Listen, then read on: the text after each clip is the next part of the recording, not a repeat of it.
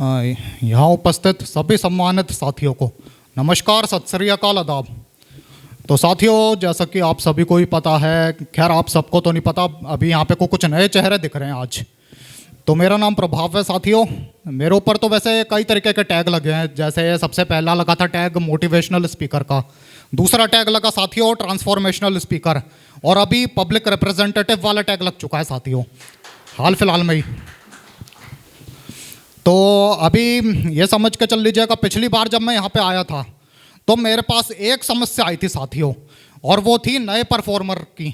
नए परफॉर्मर्स को आमतौर पे एक समस्या होती है, और वो कुछ इस प्रकार होती है कि वो एक चीज़ से आमतौर पे डर जाया करते हैं कि अगर उनकी परफॉर्मेंस बेकार चली गई तो फिर क्या होगा।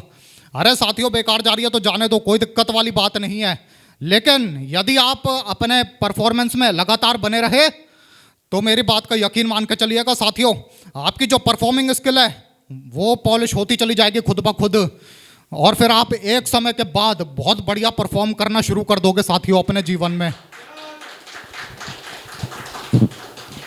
तो इसीलिए किसी भी साथी गण को डरना नहीं है, घबराना नहीं है, खुल के परफॉर्म करना है। बिल्कुल शुरुआती दौर में हर किसी के संग ऐसी होता साथियों, मेरे संग भी ऐसी हुआ था, मुझे भी नहीं आता था बोलना ठीक तरीके से। तो ये एक गंभीर समस्या है, मैं इसको गंभीर समस्या के रूप में लेकर के चलता हूँ। और मैं तो आप सबसे भी यही कहूँगा कि उन सबसे भी कहिए जो लोग नहीं करते हैं परफॉर्मेंस, उनको भी परफॉर्मेंस करनी चाहिए और उनको आना चाहिए आगे, उन्हें घबराने की कोई आवश्यकता नहीं है। जो शेर शायरी करना चाहता है उसको शेर शायरी करने का करना चाहिए काम, और जो पोइट्री करना चाहता है उसको पोइट्री भी करनी चाहिए साथियों। जो स्टैंड अप कॉमेडी करना चाहता है उसको स्टैंड अप कॉमेडी करनी चाहिए। बेशक शुरुआत करो, लेकिन ज़रूर करो, कैसे भी करो, बेकारी करो लेकिन करो, लेकिन ज़रूर करो। जब धीरे धीरे करके आपका कॉन्फिडेंस लेवल बूस्ट हो जाएगा तो उसके बाद यकीन मान के चलिएगा साथियों, आप धीरे धीरे करके फिर चमकने शुरू हो जाएंगे उस दौरान, और उस समय आपको डर भी नहीं लगेगा किसी भी प्रकार का, जब आप चमकने शुरू हो जाएंगे तब।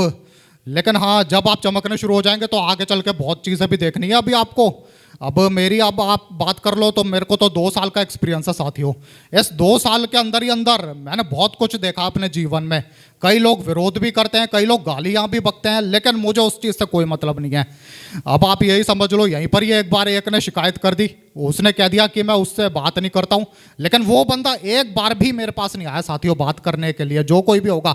अब मेरे को उसका नाम नहीं पता साथियों, क्या नाम है उसका क्या नहीं है, लेकिन जो कोई भी है, मैं एक बार बस ये जानना चाहता हूँ क्या वो एक बार भी आया मेरे पास बात करने के लिए।